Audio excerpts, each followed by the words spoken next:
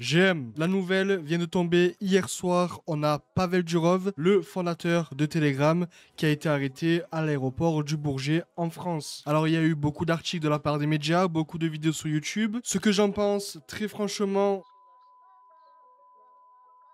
Donc si tu veux savoir ce que j'en pense réellement, reste jusqu'à la fin de la vidéo. Et au passage, si c'est pas fait, tu t'abonnes, tu actives la cloche et tu laisses un like. Parce que c'est en t'abonnant et en activant la cloche que tu pourras être notifié à chaque fois que je sors une vidéo. Et c'est comme ça que tu pourras profiter de toutes les opportunités du marché crypto. Si c'est pas fait, tu vas directement aller sur ton iPhone dans le cas où tu en as un. Parce qu'on a Apple qui pourrait supprimer l'application Telegram dans les prochains jours. Du moins être forcé à le faire. Et en faisant cette manip, Telegram ne sera pas supprimé de ton téléphone. Du coup, tu vas dans la barre de recherche, dans tes réglages et tu mets temps d'écran. Ensuite, tu vas dans contenu et confidentialité, tu actives les restrictions, tu vas dans installation et achat d'app, suppression d'app et tu mets ne pas autoriser. Donc, que s'est-il passé? Comme je l'ai dit, on a Pavel qui venait d'Azerbaïdjan avec son jet et son jet s'est arrêté au Bourget et il s'est fait arrêter en descendant de son jet. Alors là déjà c'est assez bizarre, mais si on pousse un peu plus loin, vous allez voir que c'est quand même assez malsain ce qui s'est passé. Le Toncoin a crash, on est passé de pratiquement 7 dollars à 5,25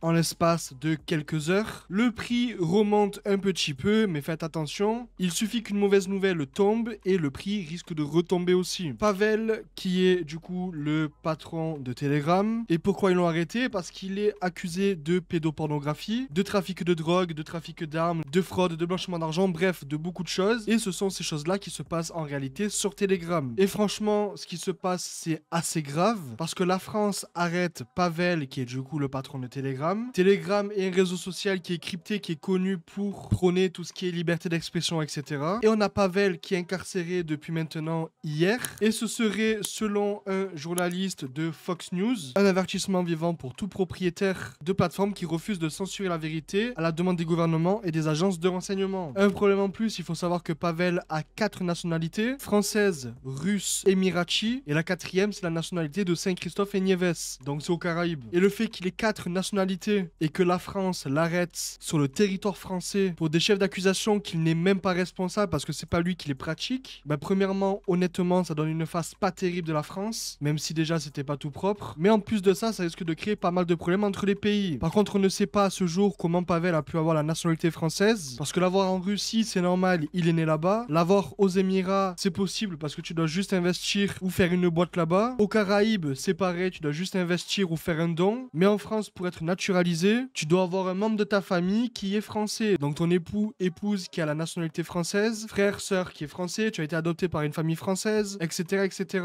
Malgré ce qui s'est passé, on a la fondation Telegram qui continue à tourner. Ils ont un plan qui avait été mis en place dans le cas où il arriverait quelque chose à Pavel. Et bizarrement, c'est ce qui est arrivé. On a une personne de l'équipe de Pavel qui avait été contactée par des services de renseignement dans le but de savoir quelles données ils utilisaient pour le développement de Telegram. Et ces services-là lui ont même proposé de faire en quelque sorte un update de Telegram en utilisant certaines datas qui avaient une backdoor afin que le gouvernement puisse directement avoir la main sur Telegram, et ce de façon un peu traître. Moi honnêtement, ce que j'en pense, c'est que ça me fait particulièrement peur. Pourquoi? Parce que cette histoire me fait particulièrement penser à l'histoire de Tornado Cash, qui était en quelque sorte un protocole DeFi qui permettait à n'importe qui de pouvoir mixer des fonds. Alors Tornado Cash a été utilisé pour blanchir des fonds, de Lazarus, etc. Ce n'est pas le développeur en lui-même qui a utilisé Tornado Cash afin de blanchir des fonds, mais vu que c'est lui qui a créé ce tool, c'est lui qui est parti en prison. Et Alexei Pertsev, qui est le développeur de Tornado Cash, a été reconnu coupable entre autres de blanchiment d'argent et il a été condamné à 5 ans de prison. Donc honnêtement, ce qui se passe actuellement avec Pavel, ça craint, en sachant que là on parle pas de blanchiment d'argent, on parle de faits qui sont beaucoup plus graves. On a tout ce qui est terrorisme, pédophilie, drogue, etc. Bref, c'est un carnage. On ne sait pas encore si le jet de Pavel devait aller à Paris ou c'est en quelque sorte un insider work et que le jet a atterri à Paris dans le but tout simplement que les forces de l'ordre l'arrêtent, en sachant qu'il avait un mandat d'arrêt en France. Donc c'est quand même assez bizarre d'avoir la nationalité française, avoir un mandat d'arrêt en France et d'atterrir en France. Bref, je trouve ça bizarre. Dans tous les cas, la France a encore perdu la face. La charte Newton a repris des couleurs depuis midi mais peut repartir à la baisse à n'importe quel moment. Donc on se retrouve avec potentiellement des proches de Pavel qui ont été manipulés par les services secrets ou espionnés, ou le pilote du jet qui a été aussi manipulé dans le but de faire atterrir Pavel en France. France pour qu'ils puissent l'arrêter. Tous les chefs d'accusation, c'est une folie, c'est vraiment grave. Ça s'est particulièrement mal fini pour le développeur de Tornado et je pense que ça risque d'être pire pour Pavel. Malgré tout ça, Telegram continue à bosser et à suivre le plan qu'ils avaient prévu. Sur CoinGecko, le logo du Toncoin a changé. Il y a maintenant un petit logo avec la capuche. C'était la capuche que Pavel mettait souvent dans les photos, etc.